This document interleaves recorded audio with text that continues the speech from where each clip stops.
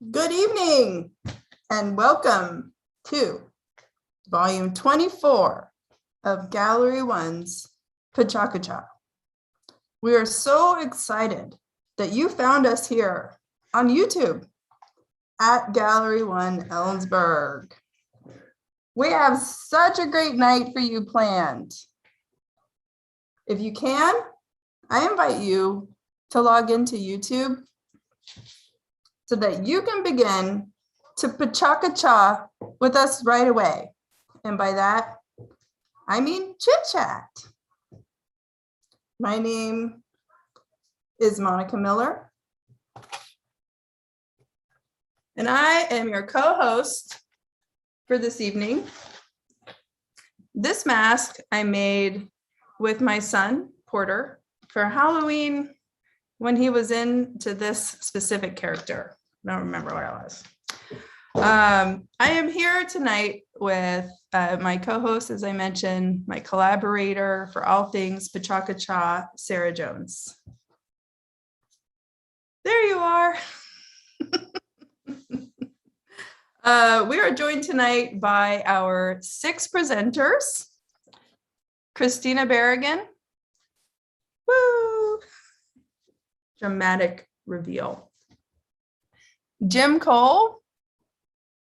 There he is. Bethany Davis. Nice. I thought that was a filter. I thought that was a filter also. Yes. That was good. Jerry Doherty. Nice camo touch there. Brian Kuzer. I wasn't sure you were going to take it off at all. And Sol Neely. Hello. Wait, did I forget somebody? I think I did. We're also here tonight with our VJ, Justin Beckman. We're going to learn more about these presenters' masks and about these presenters as the night unfolds. But first, let me ask you, Sarah, what's the deal with the mask that you were wearing? Oh, well, I've been frequenting Goodwill lately. It's good. I mean, who hasn't taken a costume from Goodwill? Recycle. Good point. And Justin, what were you doing? What was that? Umbrella Academy. Oh, that was the year that we did that. That's right. All right. Well, for those of you who are new to Gallery One, I'd like to begin tonight by inviting you to visit us at Gallery One. You can start on the internet, on the interwebs, which is where we are now on YouTube, but you can also visit gallery-one.org to learn more about our mission to create community drawn together by art through a variety of exhibits that we rotate monthly, workshops and classes for all ages, and events like this one and others as well. If you can visit us in IRL, in real life, we are located in the heart of downtown Ellensburg, Washington, USA. And a special shout out to any of our friends who might be joining us from across the country, across the world. The Pecha network is worldwide, and we love to watch each other's presentation and learn more about each other's communities. So hello, and to anybody who is here and who can, I invite you to introduce yourself on the old YouTube. Can we say old now? I don't know. Just on the chat, in the chat. I would also like to welcome Saul and ask him to give a land acknowledgement to begin this evening. Wado. As a citizen of the Cherokee Nation, it's so important to me that we take a moment to acknowledge that the land on which we reside and from which we broadcast tonight is the historic home of the Yakima people. The federally recognized confederated tribes and bands of the Yakima Nation is made up of Klickitat, Palouse, Walla Walla, Wanapum, Wenatchee, Wishram, and Yakima people.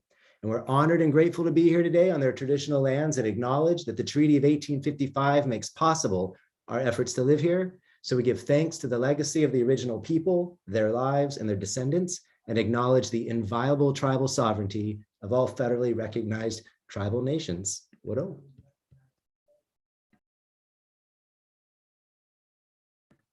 Thank you, Saul. And if you know the territory that you occupy, I invite you to share that on YouTube as well, to share how just interconnected we all are. Oh, speaking of the chat, I also want to thank Renee Adams, our exhibits manager and occasional YouTube cheerleader. We rotate that role on staff now, who is joining us from her home in Thorpe and will be available to chit chat with you via YouTube tonight. Hi, Renee. Thank you for joining us. And thank you to the 24 viewers who I see so far, which I like to double, sometimes triple, you know. We're a family affair. We've all got those big screens now, those smart TVs. So welcome everybody to this Pecha. I'd like to say a little bit about the theme. Sarah and I, for 24 of these events now, have been selecting themes, brainstorming themes that we feel are open and inviting to different vantage points, but also poignant to the time. And this theme is, of course, very poignant to this moment. Also, so you know what's happening right now, I am giving our friends and family who we have invited to find us on the YouTube channel a minute to locate us and to get settled. So we're offering you some time to come in for a landing, so to speak. But since March of 2020, we're in 2021 now, right? Because time is weird. March of 2020, from wherever you are tuning in, I am sure that you have developed a specific relationship with a mask. And tonight we wanted to invite our community members to share their perspective on what masks mean to them. And while tonight is in some way meant to be a reprieve from that day-to-day relationship with the masks that we literally have been wearing, we cannot ignore that since March of 2020, as of today, there have been 712,822 deaths due to COVID-19 in the United States alone, and 4,841,825 deaths worldwide. We've all been impacted and touched. Working tirelessly to help combat the virus and take care of those who have been affected have been our first responders. So tonight, I'd like to dedicate this 24th volume of Pecha to you. If you are a first responder and you are watching tonight, I would like to say thank you for everything that you have done for our community and our global community, really. I invite you, if you are not a first responder, to reach out to somebody that you know that is working on the front lines of this pandemic and to say thank you. If you have a way to contribute to the cause, for example, here in Kittitas County, we have the Kittitas Valley Foundation that raises funds to provide important equipment for our community. If you can donate to them, that would be great. Or if there is another cause that supports their efforts, please reach out to them. But you can start with a thank you, as we are doing tonight. So thank you for that. Sarah, I pass the mic to you to share a little bit more about what PK, as I will say from now on, shorthand, what that means and where we're going with it. Thanks, Monica. I have to always, you're always in the seat thanking everyone else, but thank you for your continued like energy around this event, your inspiration, and being a cheerleader to me.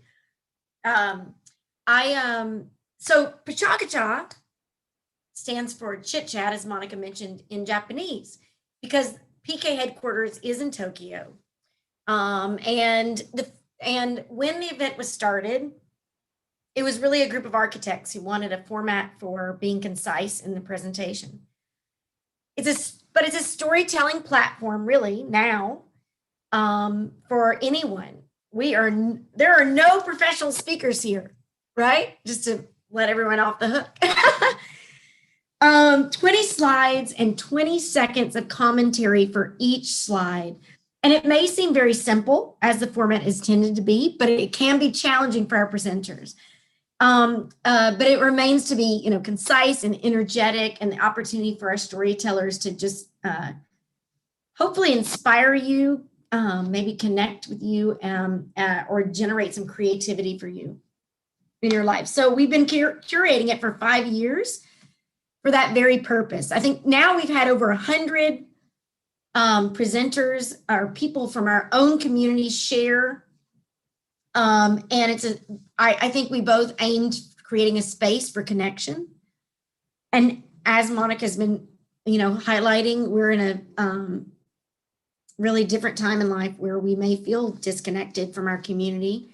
But I hope that you'll still feel like, we're doing this to continue to introduce you to new people in the community, to be inspired, to be creative, to be connected. So thanks for tuning in tonight. And as we have 6 presenters for you around the theme of Masquerade, you'll hear some diversity of perspectives. So another thing to mention with regard to tonight's format, there won't be a beer break like we usually do. So, make it quick, get up if you need to, but we're going to go through all 6 presenters without a break tonight, and that's a little different. Thanks, Sarah. And also as a follow-up, as Sarah mentioned, Pecha is, part of a worldwide network, and there is an incredible plethora of speakers and community members for you to learn about and meet at pechacha.org. And if you're inspired to contribute to the cause, they do have a global fund that helps sort of power this incredible website that hosts all of these conversations. That from Ellensburg alone, or the region, we have at least 100 speakers, of which we will be adding 6 more tonight. So you can revisit these presentations at our city, Ellensburg, at pechacha.org, and just watch it over and over again, because I think you're going to want to. So our first speaker tonight will be Christina Berrigan. And Justin, I mentioned, our VJ, will be handling the visuals for us. And while he brings Christina's slides up, I wanted to ask you, what mask did you have on? And can you tell us a little bit about it? Oh, it was this one, a dinosaur. Oh. It was given to me as a Christmas gift by a friend of mine, because I like dinosaurs, because they remind me of, I've always liked them, and they remind me of kind of like this sense of childhood wonder, and a little bit of imaginative kind of existence. So I have included many more dinosaurs in my life now than I had probably as a kid. Overdid it a little bit, but there you go. I almost picked a dinosaur too. Ah. So Christina, your name is on the YouTube channel. You are on the YouTube channel. When you are ready, say ready, and Justin will begin advancing the slides. All right.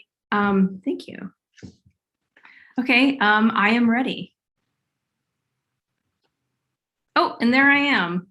That's me doing my job as a theater artist. I'm a lighting designer and scenic designer, or a scenographer, if you would prefer. And when I was invited to do this talk with the theme of Masquerade, of course, a theater kind of thing pops to mind. And it reminded me of a musical. And you may be, it reminded me of this musical. And in this very famous musical, there is a song entitled Masquerade. And within that song, the line, hide your face and the world will never find you, has particular resonance for me in this moment in talking about masquerade and what it means to me. I should have introduced myself. Hello, my name is Christina Berrigan, or Christina Berrigan, or Christina Berrigan, or if you're really inattentive, Brannigan or Barrington. The last two are completely wrong. Don't use those. But the other three are all right in their own way. And it's kind of confusing, right? So the question really is, why are there so many different pronunciations? Well, the answer is surprisingly difficult to talk about, because it's one of those things that's related to identity and related to family, and anything that mixes the two of those things, especially when there's a mask involved, is surprisingly difficult. And so here we go. I grew up in Alaska, which is literally the final frontier, right? In the wilds of interior Alaska, where many people can't, often move to hide from something or distance themselves from something and to kind of create a new rustic life. We think of people out in log cabins in the woods, and that's where I grew up. And yeah, there was snow. And up in this part of the world, it was very easy to not think about why my name was spelt the way it was, or why there was different pronunciations, or if there was more to my heritage than what I knew then, just growing up. So this is about how the Mexican-American War shaped who I am today. Turns out these big historical events do have bearing on individuals today, and you know these individuals. And this was a really long time ago, and the Mexican-American War started in 1845. But before then, there was New Spain.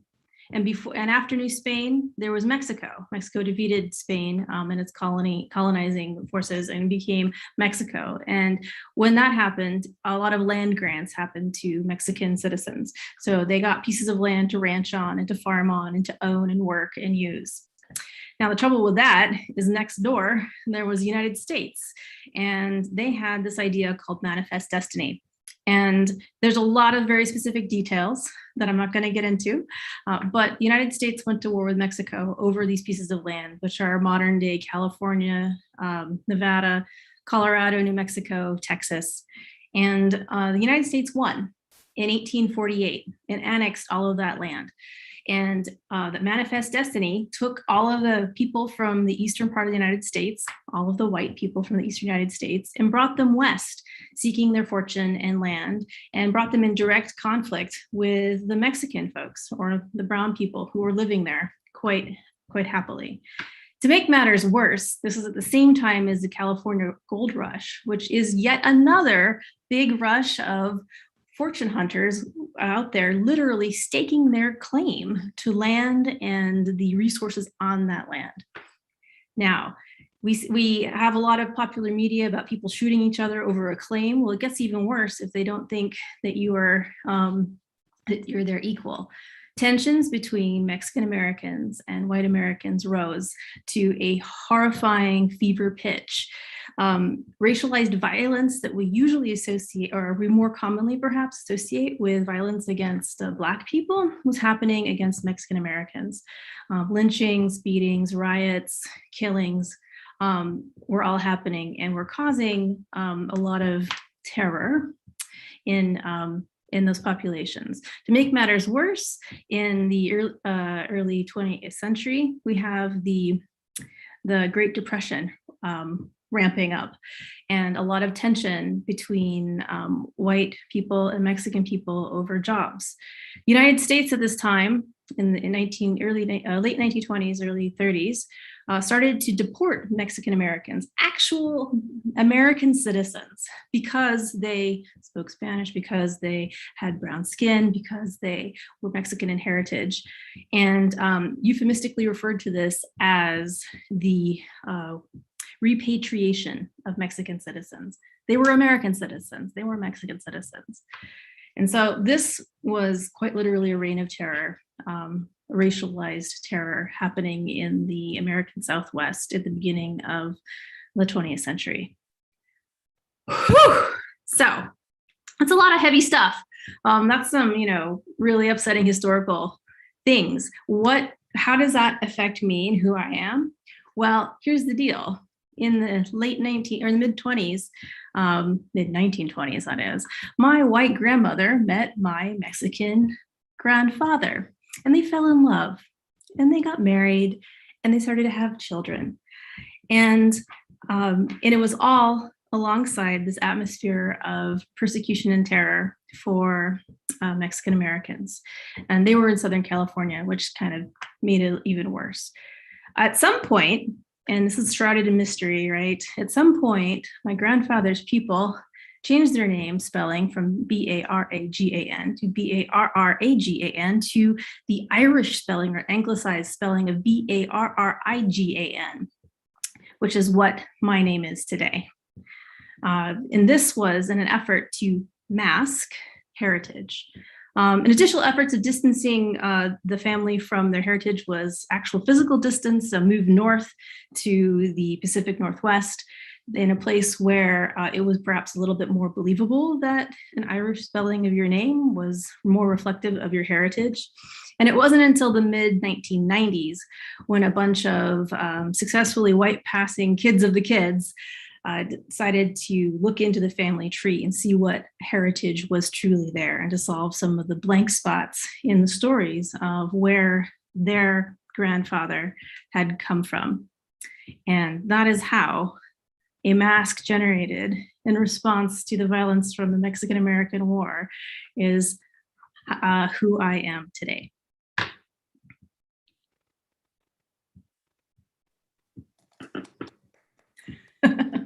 Thank you. Yeah, everybody can clap, right? Or do their finger. Yeah. Thank you, Christina. Thank you for going first. Thank you for sharing about your heritage. And I think Barragan. Barragan. Yes. Thank you. You're welcome. And it's that name thing too, isn't it? B. That's why I go first, isn't it? There's some research about being, first in the alphabet too. Okay, thanks. And we'll next up, our next presenter is Jim Cole.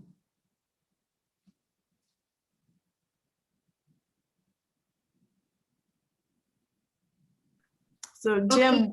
Jim, unmute and tell us about your mask. Okay, I just picked up that mask when I was down in the southern Mexico once, and I thought it was being sold to tourists along the way, and so I picked it up. What's it made out of? Some kind of stone. Wow. I just keep it hung on a wall here. So, Jim, when you're ready, just say ready. Oh, and what if I never say it? We're ready. We're ready. Okay. We're ready for you. Ready? Okay, ready. Okay.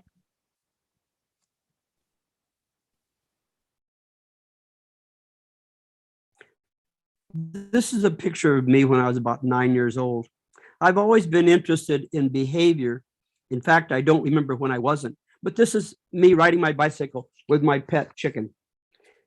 I just wanted to put that I have been involved in behavior for quite a while. And then when I went to grad school, we got into a lot of encounter groups and sensitivity groups, and a real emphasis upon being genuine, being authentic. And we talked a lot, and always the risk of being authentic. And that was discussed. And sometimes sharing too much can be painful. I got so fascinated with it that I did a little book, and I just got real impulsed by it and took off drawing these little things and making a little book of it. And I felt kind of embarrassed by it, but it seemed like everyone else sort of got on with it and thought that it communicated. I called my little book The Facade, and it seemed to make it, I made it in a first person singular voice. I made it so that I tried to share that risk taking, that lowering the mask, that needing to put it up sometimes. and looking at those dynamics and how they function and how we function with that. So I called my little book The Facade. And I did another little book after that. And when I got out of graduate school, I piled all these books together. I had a bunch of them printed up, and I piled them into a little Volkswagen van. And I traveled around the country, not what the usual person does after grad school, but I traveled around the country peddling my books, leaving them on consignment. And then I would go back home and fill orders. And so I made a living on my little picture books for a while. Then I decided to take on something bigger, take on a real issue that was really burning for me. And so I wrote a little book called Filtering People. Now, this one is quite different than the first one. The first one, we protect ourselves. This one, we distort other people. We make them look different. And in doing so, we don't need to treat them like we would like to be treated. So this filtering people is a big lens, and we need help to hold it up. You can't just look at people and distort them without some help, without someone else looking through it with you and agreeing with you that those people are different. And once you see them as different, you don't need to treat them like you'd like to be treated. So that was the book, The Filtering People. And it could look across in prejudicial things and sexist ways and a number of other things. And after I finished it, I decided to do something that would be useful with it. So at that time, I wrote Desmond Tutu, who was fighting apartheid in South Africa. And he said, oh, he would really like them, like to use some down there. So some people went together with me. We filled up these mail bags and we sent lots of books down there, and he distributed them around. It felt great to me to think that in some way I had a part in reducing apartheid or eliminating apartheid. Following that, I started looking at nature, and I started reading all the things I could about the future and about what we were doing to the earth. And as I looked at those things, I just buried myself in reading stuff about this. And this is the late 80s. And then after about 3 days of that, I just broke into tears and couldn't stop crying for a few hours. And I came up with the idea that we wall off the future. We ignore the future. We keep our back to it in order to not face what the world we're doing with this planet we live on. And in doing that, we need to have more than just one person help us hold it up. We need a whole bunch of people that will together, we all turn our back on what we are facing and what is happening and what's going to be facing our next generations. So I've done these 3 little books that all had to do with masking or disguising or ignoring in some way. These are the 3 books: The Facade, The Filtering People, and Facing Our Future. After I finished those books, I started looking at what's really going on in the world. And when I look at it, what I think of is we all can be part of something, but totally ignore it or ignore the responsibility. This is traffic in Seattle. We could all get in the middle of it and feel like we're victims of it, rather than the fact that we had a part in creating it. When I really look at the world population and where we're going, I oftentimes think of a petri dish and bacteria in the petri dish and what happens with them as their population goes up and then drops. But we've got a different situation. All the organisms and things that support human life would continue if we don't kill them, if we didn't kill them. This is a escape or a view of what's going on in Beijing. We behave as if it's going to stay over there. It doesn't. We have one atmosphere, and the atmosphere doesn't follow international boundaries.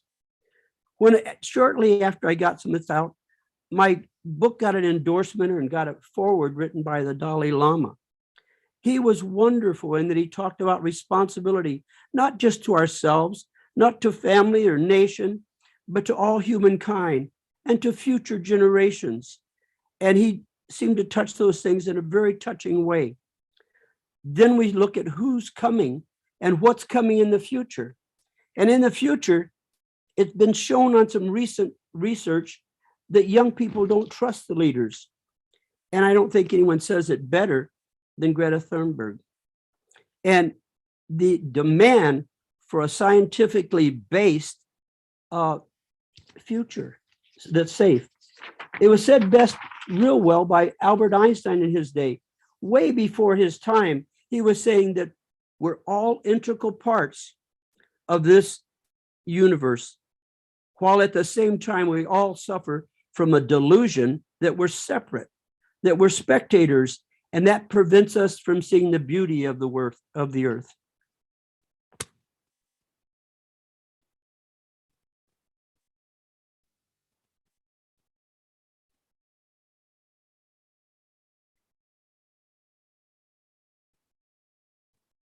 Wow, thank you.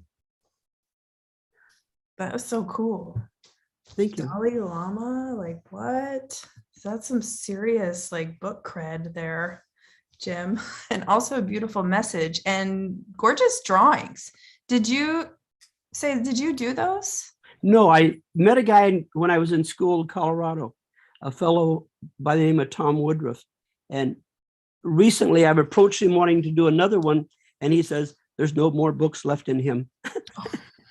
We worked together for about 20 years. Well, that's a beautiful I have collaboration. 7 little books.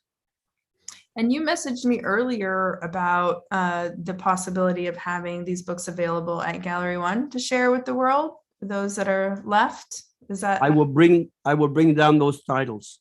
Awesome. Thank you for sharing that, Alex. Thank you. Alex M says on YouTube, these books should be in all schools everywhere. And I look forward to reading them too. So Well, I've been able to find copies. I got in with a really bad publisher for a while, and I've got copies lying around here that are in French and other. I didn't even know they were in some of these other languages. Very cool. Thank you. Thank you, Jim.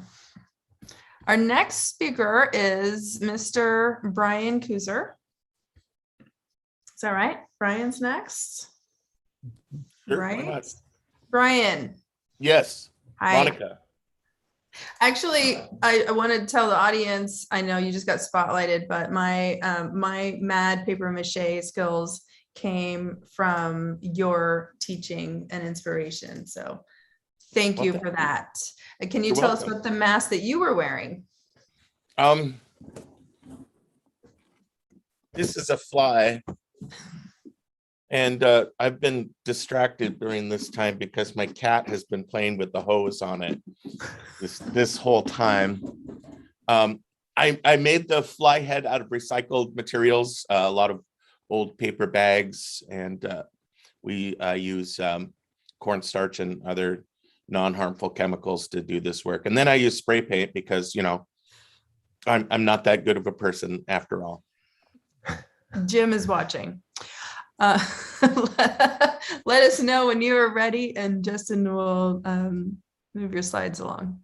All right. I am ready.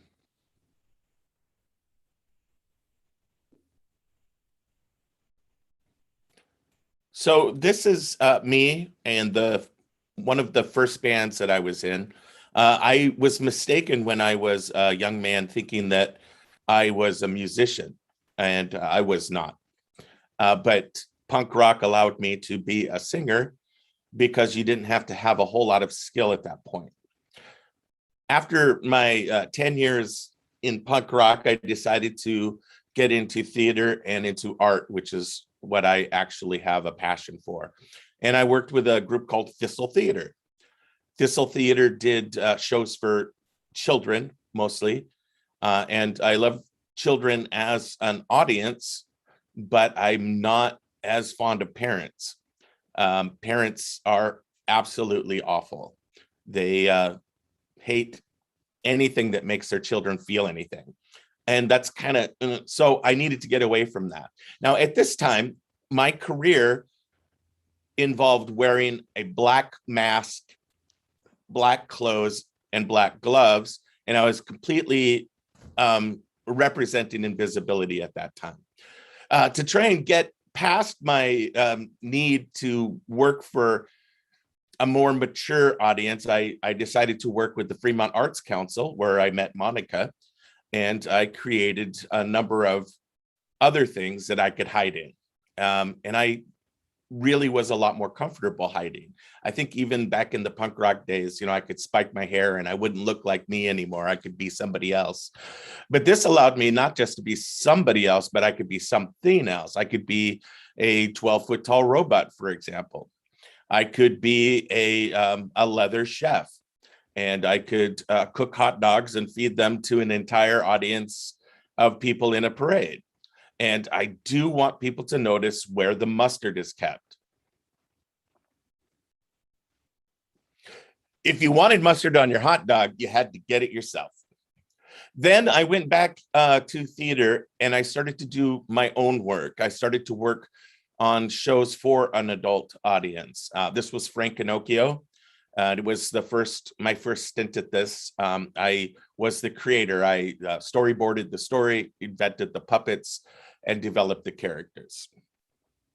Later on, I did Dracula. And at this point, I found the very best hiding place of all.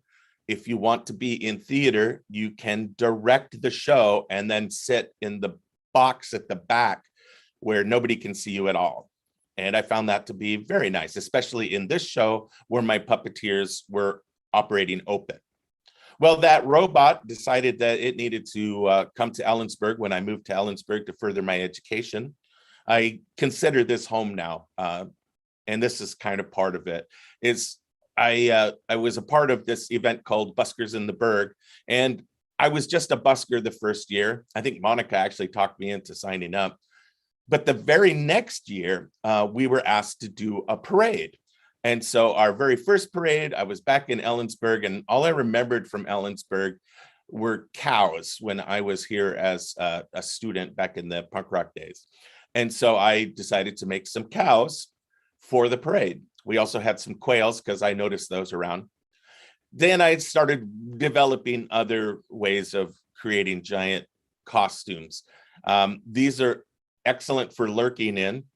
And this is me doing that very thing at an event. So I could go to the gallery and I could still be hidden. And this was the result of building a puppet that didn't turn out right. I made a puppet that was supposed to be a turtle that would beat the hell out of people with its fins. And it didn't work. So we made this robot out of a baseball bat and some boxes. And so it was a lot meaner.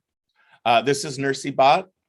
Nursey Bot would also hide me quite well. And it was probably the tallest of the giant puppets. It's like 14 feet tall. And when a alien baby would be born, it would be placed in that little container. And then when another one was brought in, the robot had nowhere to put the first one, so they threw it away. Here is my return to theater. This is a life-size puppet.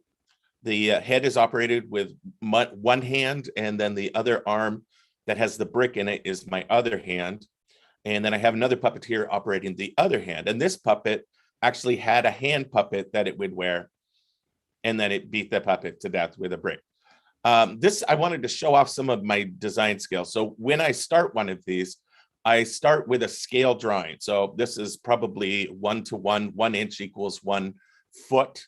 And so this way I can measure everything and make all of the parts of it so that when it's finished, it looks like what I started out designing. So this is a bear. It turned out to be a different color because I didn't like the pink fur that I was able to find. And I really enjoyed this bear because I could go out, nobody knew who I was, and I could maul children.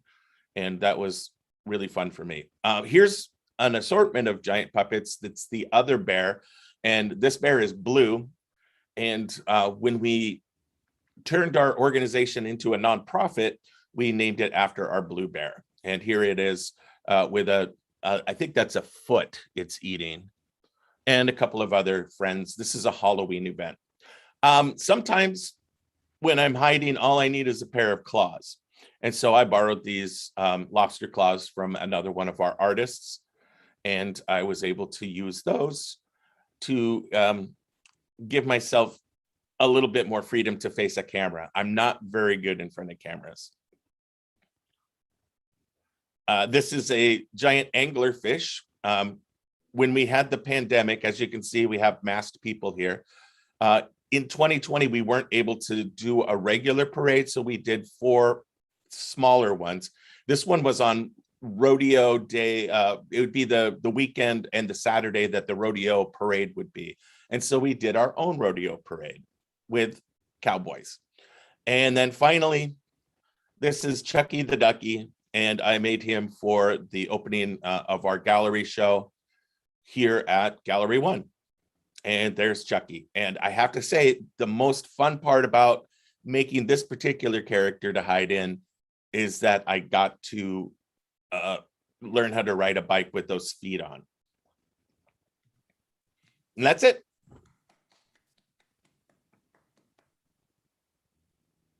Brian, thank you so much. Your puppets always bring out like the childish side of me, which is like fun and expressive. And I think you do that for the entire community.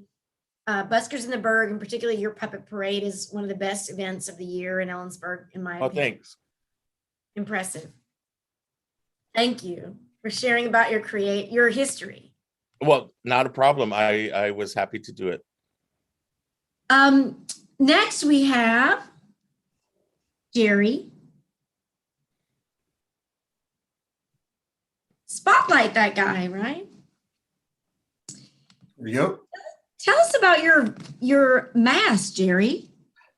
So my mask was a bit of a cop out, because I realized that we're hitting that time of the year where it might be the only weekend to get the grass cut before the weather turns. So I was out cutting the grass, and I slipped and inadvertently kicked one of the sprinkler filter lines and caused a flood in the front yard. So the amount of time I had allocated for myself to come up with a more fitting mask, I managed to spend that time running around like a madman trying to turn off the irrigation water that was flooding the front yard. Everybody's, I think, feeling the pressure, Jerry, like you, getting all those cool tasks done. Yeah. So, but camouflage one, right? Yeah. Well, but it does tie into the theme tonight. Talking a little bit about some of my identity, and the camouflage is a nod to that. So. Okay, you're not hiding now, so just tell us when you want to go. Are you ready? I believe I am ready. I'm ready to go. All right. Hi, everybody. I'm Jerry Doherty. My pronouns are he, him. And tonight I'm privileged to share my story about the double life that I've led for nearly 25 years. I've been a leader, a planner, a logistician, a storyteller, and occasionally someone who wears a mask. In December 1992, I was commissioned as a second lieutenant in the United States Army. In March the following year, I reported to Fort Knox, Kentucky to go to school. I went to the Armor Officer Basic course and the Scout Platoon Leaders course. After school, I reported to my first duty assignment at Fort Carson, Colorado. In 1995, I was serving as a Scout Platoon Leader in Bravo Troop, 1st Squadron, 10th Cavalry. Our unit was sent to Fort Hunter Liggett in Central California for several months to help test the Army's latest and greatest Apache attack helicopter. And there's not a whole heck of a lot to do at Fort Hunter Liggett except train. So one weekend I managed to score one of the scarce vehicles on post, and I went to San Luis Obispo to go see a production of the play Endgame by Samuel Beckett. It was closing night, and I offered to stick around and help the folks at the theater take down their scenery. And it was during that evening that I had the realization that working in theater was a really important element of my life that was missing. Fast forward 2 years and I find myself having a conversation with my career manager. He needed to send me to school with a follow-on assignment. He wanted to send me to Korea. I wanted to go to Alaska. I wasn't persuasive enough. And with orders to Korea en route, I made an appointment with my leadership and requested to be released from active duty. And I was going to go to graduate school. The graduate school idea had been in the back of my head since the winter of my senior year in college. I attended the United States Institute for Theater Technologies conference in Seattle, where they had a skills competition for college students. As it turned out, I did pretty well and found myself sitting at the closing banquet with Helmut Grosser. He was the technical director at the National Opera in Bavaria, and Rick Stevens, the technical director at the University of Texas. At the end of the evening, Rick invited me to consider graduate study in Austin. And once I was finished with my military obligations, and Rick, having come from an Air Force family, knew how the Army had more to say in what I was going to do after graduation than I did. But in the fall of '97, I took him up on that offer and I started a new leg in my journey. I chose to stay in the Army during graduate school. At this point, I had transitioned from being a cavalry officer to a quartermaster officer. I joined the Texas National Guard and I helped stand up a new unit. The benefits of being in the National Guard included instant Texas residency for tuition purposes and access to a generous tuition assistance program. For officers, getting a master's degree was more important, and no one questioned my MFA in design and production. After grad school, I accepted a position at the University of Northern Colorado as the opera technical director. As a staff member, I had a small teaching load, worked with the theater and music programs, and was the head of the props department for Little Theater of the Rockies, one of the oldest resident theater companies. When 9/11 happened, though, I was in the process of transferring from the National Guard to the Army Reserve. One of the catches with using a tuition assistance is what's known as additional service obligation, and I still had a little bit in the events after 9/11 would really reshape my Army career and my theater career. In January of 2003, I was mobilized and spent the next 2 years on active duty. During those 2 years, I realized that planning and solving complex problems was a fundamental part of what I did in both worlds. Teaching and training and mentoring became more and more important, and I was promoted to major in the Army. As my Army training became less about tactics and more about leadership, critical thinking, and planning, I realized there really wasn't a whole lot of difference between the two worlds that I existed in. In 2004, at the end of my mobilization, I found myself returning to a new home in Ellensburg, Washington. My position at UNC had been eliminated, and my partner had accepted a tenure track position at Central. And yes, I didn't know any better, and I drove through Mount Rainier to drive to Ellensburg in November. I reestablished my civilian career as an adjunct faculty member at Central. Since 2005, I've been teaching theater students by modeling complex problem solving to them in what I think is one of the greatest live immersive training environments on a college campus. We teach theater by making theater. But I lived in a world of duality. I became a better Army logistician. The better as I became as an Army logistician, the more the Army wanted from me. In 2009, I was mobilized again, deployed to Iraq. When I got back, I was promoted to lieutenant colonel, assigned to a new unit. This is an example of while participating in a disaster exercise, it turned into an actual disaster caused by a severe weather event. I stepped back into the theater, teaching college students to accomplish goals as storytellers and accomplish goals in a limited amount of time. This is an example of a one-page plan for an installation, rehearsal, performance, and strike plan for a show that was part of a collegiate theater festival in California. The one-page plan, however, is courtesy of my Army training. As my Army career advanced, so did the responsibility. I had the opportunity to travel around the Pacific, participate in revising plans that I pray we never need to use as a nation. I worked tirelessly to train the members of my team to be able to accomplish some extraordinary things. Sometimes my planning includes designing, and designing gives me the opportunity to incorporate some big ideas, like minimizing the consumption in a project by recycling used materials. Nearly all the vertical surfaces in this scenic design were recycled pallets collected from around Ellensburg. Like the theater, Army plans occasionally require multiple rehearsals to review the key plot points on a scale model in front of a critical audience in order to accomplish what you need to accomplish.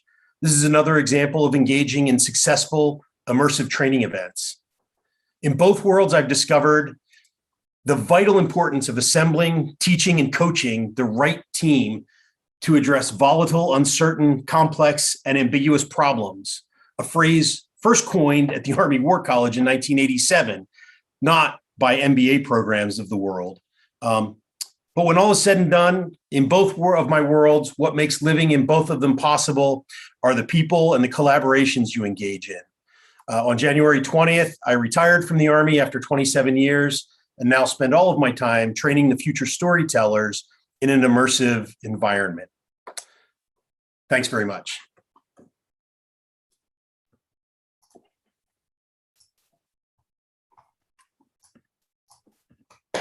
Whoa.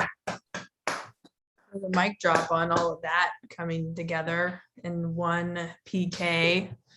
My experience with Jerry has been on the Arts Commission, and I don't know, you've been on it longer than I, but I found an old contact sheet from the Arts Commission with phone numbers and names, and I had a couple of them in one place, and I was looking at who all's done this and when we've all been part of the shenanigans that has been shaping arts policy in the city, and that's it's been a fantastic 10 plus years of right. Well, I can say that my experience with you, I have experienced your critical thinking and your leadership, and I wouldn't have even known how to say this word, logistician, too, but now I recognize that's what you're doing in those meetings. So thank you. And also a couple of things you said just made me want to appreciate what this PK format does, which is draw connections between each other. So Saul mentioned that his dad flew Cobra helicopters and he was born in Colorado. And I was born in Colorado Springs at Fitzsimmons Army Hospital as a military brat. So I'm hoping that, yeah, Jim, were you also born in Colorado Springs, or are you a military brat? I went to University of Northern Colorado where he had been.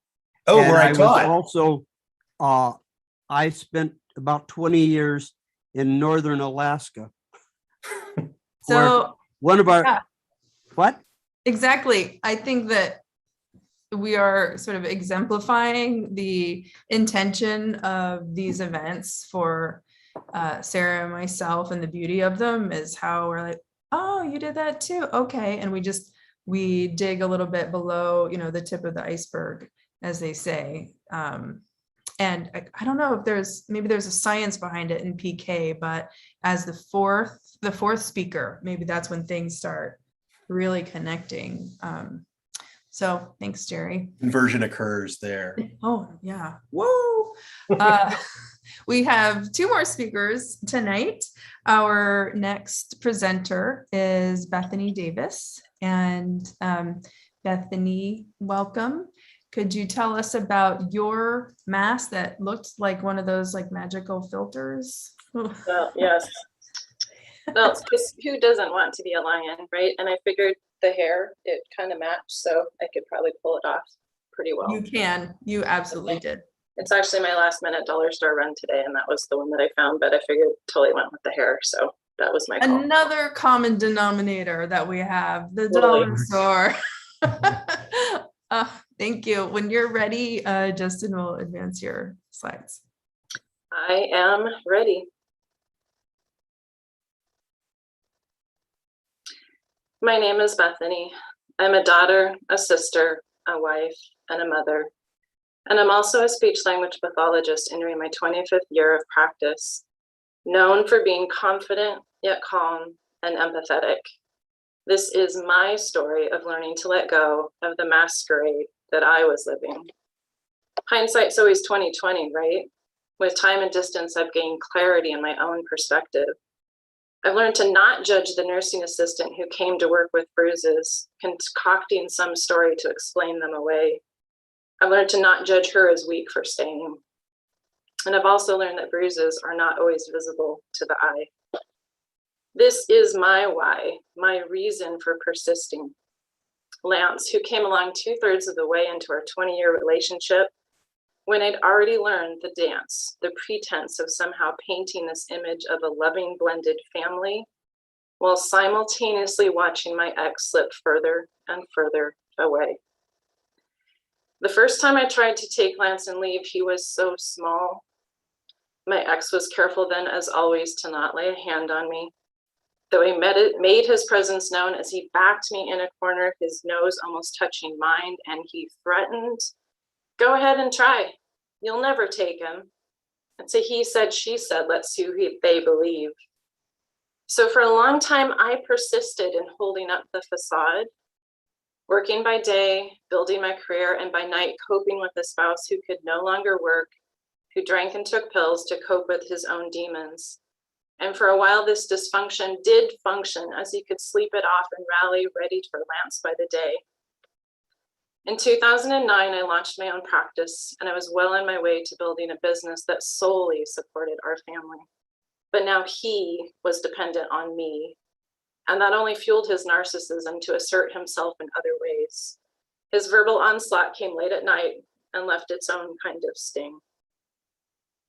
When I see this picture, my first reaction, like yours, is probably to smile, but I'm left with the memory of sleepless nights in that recliner, my biscuit dog trembling by my side, ready to jump up at a moment's notice to deal with whatever chaos ensued as his ambient sleepwalking and manic episodes grew.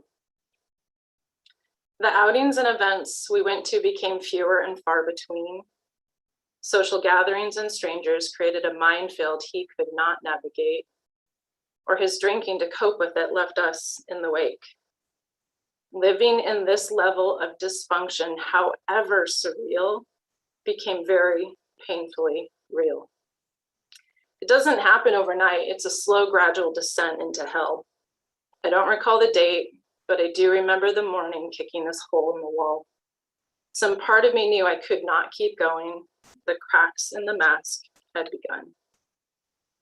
At some point during this time, I sat with a patient, listening to an Aspen advocate counsel her on domestic abuse. And when I realized she was describing my own life, this validation was a critical first step, though I was left questioning, how did I get to this point? And now how the hell do I get out? This little guy gave me the strength to keep on going on days it would have been far easier to quit. I started to look for lifelines, started to reach out, finding a select few I could confide in. 911 became a powerful ally. They were there in an instant and chaos subdued, if only for the night. But the nighttime tyrant started showing up in the day.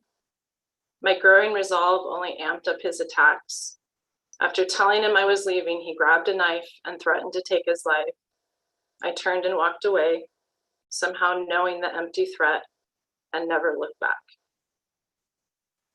This is the last night we ever went out, a night's escape to Seattle. His pre-concert buzz led to a drunken daze, and I recall feeling grateful when he finally left in pursuit to find more to drink. It's no coincidence the only photo I have from this trip is without him. A small happy spot on my own hanging with young Macklemore's young video star. This picture was taken almost 1 month to the day before our House of Cards marriage came falling down. And yet here I stood, mask on, showing the world I had my stuff together. Fake it until you make it, they say. What about fake it until you just can't take it anymore? On November 29th, 2012, the cards truly crashed down. His paranoia had reached a heightened state, and in a jealous fit, he snatched my phone and ran screaming that I hurt him. Adrenaline kicked in and I sprinted after, somehow grabbing my phone and barely escaping. Door locked, collapsed to the floor, clutch slants 911. A mere 5 days after his dad was sent to jail, we celebrated Lance's birthday. Talk about surreal. But we were safe and protected, cocooned by family now, mistakenly assuming that the worst was over and so ill-prepared for the battle to come. This photo was taken just days before that first court ruling. Despite the charges or protection orders, they didn't even deny the alcohol abuse, rather painted the picture I couldn't be a parent and run my own company. He had won. Custody of Lance, the house, and I had to move out. My mask was fully broken. What came next was a 2-year court battle, countless delays, some 20,000 in fees, and many more sleepless nights. My business was done. All energy focused on fighting for Lance. The tide was so slow to shift, though finally I began to see light. First Lance, then the house, and finally myself. We've traveled and explored, learned to live life once more, even finding new love and rebuilding not just our house, but our home. I can sleep through the night now, and though the memories persist, they grow more and more distant and sting a little less. Now, almost 9 years later, I am grateful every day to be Lance's mom. Life is beautifully messy. My business is thriving. This whole journey has shaped me, made me tenacious and strong. And maybe just by listening, you'll recognize the signs and red flags. So speak up, reach out, let them know that you are there. You just might be their lifeline. Thanks.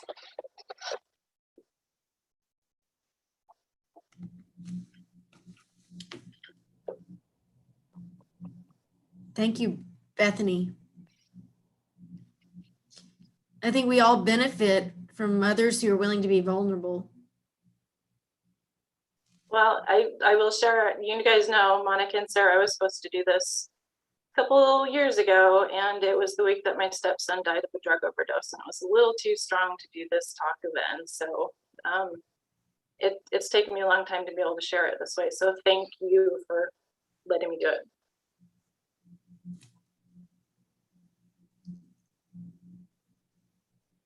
Last for tonight, but not least, Soul.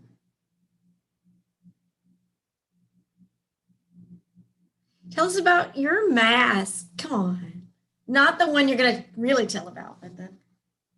I love to collect Friday the 13th movies on DVD, and I have Friday the 13th part 3D, and it comes with these wonderful 3D glasses. And so that's the story of my mask. I'm going to have to borrow them and watch that. Yeah, it's fun. Bring the glasses. Amazing. Okay. So now, Soul, you say ready, and here we go. All right, ready? Let's go then. Let's do this. Sionagad, my name is Saul. I'm a citizen of the Cherokee Nation, and I'm super excited to present tonight on the theme of Masquerade because it's almost Halloween, and I want to tell you about our Cherokee booger masks. And here's one right here. It's a Cherokee booger mask made from about 1910 out of gourd and fox fur. So before the settlers arrived and stole our land, we lived a pretty good life, and we did a lot of dancing back then, especially in the winter, because dances were, and they still are, an integral part of our social and ceremonial life. But as the settlers arrived, we developed new dances, and one of those was the Booger Dance seen here. Our first contact with Europeans was with the Spanish in 1540, and after that came the French and the British, and they brought devastation and disease, and the Booger Dance emerged as a way of trying to ward off that threat. So our Cherokee men would put on these grotesque masks and interrupt a ceremonial dance and satirize our enemies. And when asked who they were and what they came for, these unruly boogers would give outlandish names, and they'd act real naughty. And they represented destruction that arrived from beyond our settlements, especially colonists. So they would satirize and mock these forces who encroached on our homelands and disrupted our tribal ways. But we did not satirize only our colonial enemies. We sometimes satirized ourselves or other tribal nations, as seen in this booger mask, representing the agonized Indian. And you can see how our booger masks were made, usually from gourds or wood with fur trimmings to make exaggerated human features. And although booger masks and dances were most prominent in the wake of the invasion of our beloved mountains in the Southeast United States, they are beginning to enjoy a revival of sorts, as seen in this beautifully carved booger mask by Billy Welch, who's a citizen of the Eastern Band from the snowbird community of the Koala Boundary. And Billy Welch has been making masks and passing down stories for more than 50 years. And he talks about how our cultural artifacts that were so important for our everyday and ceremonial lives eventually became regarded just as art. And that same mask is seen here in a photo taken by an old high school friend of mine from Georgia. And these old booger masks were typically made of dipper gourds, like the one pictured in my first slide, but they were also made out of different woods. And many were adorned with various animal furs to simulate various kinds of peoples, like the opossum hair you see here. And usually opossum hair was intended to simulate white men. However, of all the booger masks that present the most haunting and chilling threat are the booger masks made out of hornet nests. And yes, this is a hornet's nest. And the hornet nest booger masks, and I almost don't even want to talk over this photo, represent a disease brought with the European invaders. And this is a photo doctored up that I took at Western Carolina University a couple years ago of a hornet nest mask.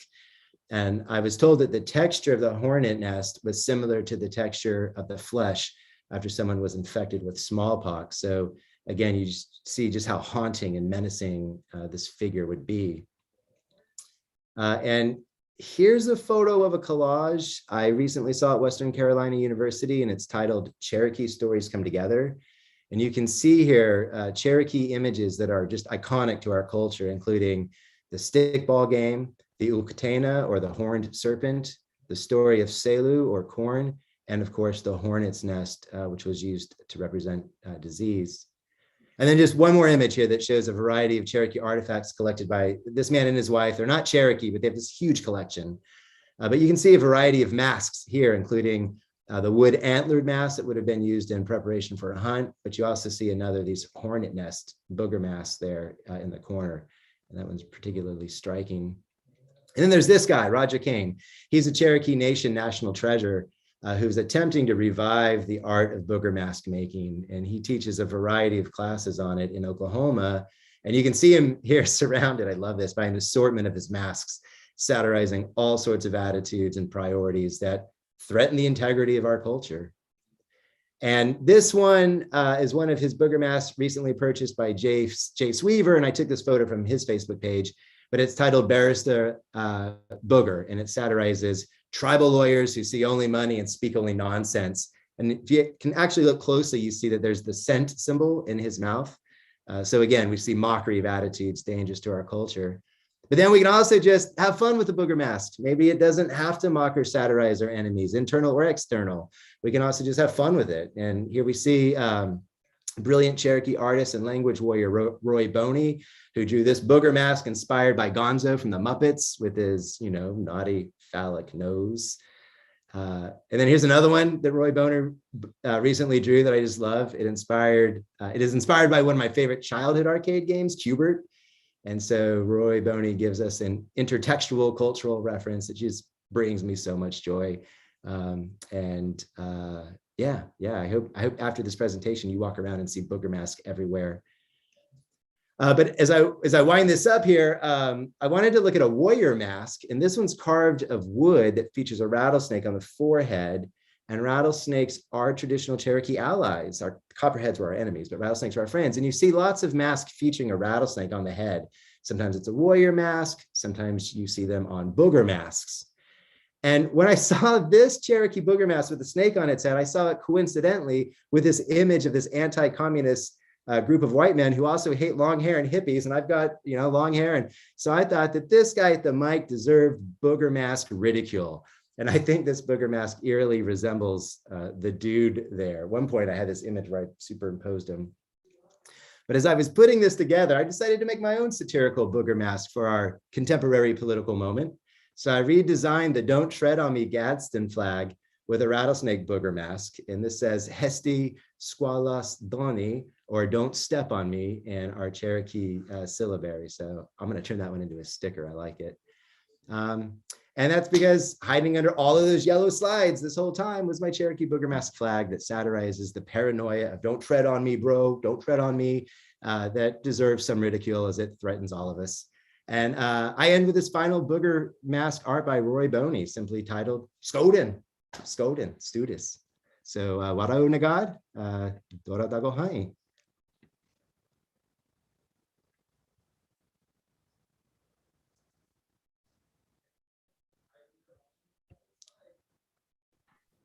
Oh, you can't unsee those. Oh, You're going to see okay. booger mask everywhere. Booger masks everywhere. Yeah, satire everywhere. Thank you for sharing that. Thanks to everybody for sharing your stories. I hope that you felt, I mean, as I did in the moment, like that we were speaking to each other. Like I really felt, even though it's a very structured conversation or presentation, it feels intimate. And I think in some ways this intimate format kind of aids that a little bit, because we're here with each other. So thank you for sharing that. I want to point out a couple. Well, first, I don't know, Sarah, do you have any comments to share? Thanks to everyone for sharing your stories and being making connections with others tonight. Yeah, I think I'm gonna start like pulling the science on that fourth presenter when things start to just really merge, come together. I feel like you and Brian, for example, could like take turns, like just responding to each other's slides, like, so these presentations are available now in two different ways. One in its entirety now on YouTube, on our YouTube channel, so you can watch that from start to finish, but also our speakers will make their presentations live in the next couple of days on the Pecha site. So you can revisit them and share them with each other and with the greater community. And of course, I want to invite you to engage with each other, meet more community members, either in real life at Gallery One at one of our many events. We are fortunate enough, we're still participating in First Fridays, we're still hosting classes online, but we also have a lot of resources to connect either through Facebook or Instagram and through the PK site now as well. So for those of you who tuned in tonight live, and for those of you who will tune in at some point in the future from wherever you are, thank you for joining us. Welcome to PK Ellensburg. And with that, I will say goodbye. And thank you to our first responders for everything that you have done for us since March 2020 to take care of our community at large.